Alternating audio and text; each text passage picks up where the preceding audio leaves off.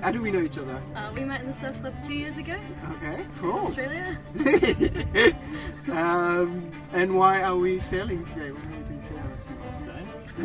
Yeah, and we're pirates, so Yeah, that's exactly. why. Yeah. Cool.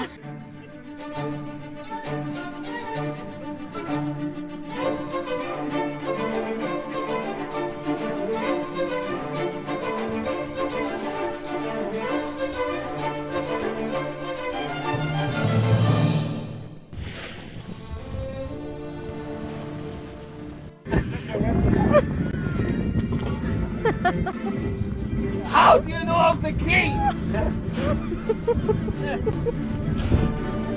This is the day you almost caught. Captain. Yeah.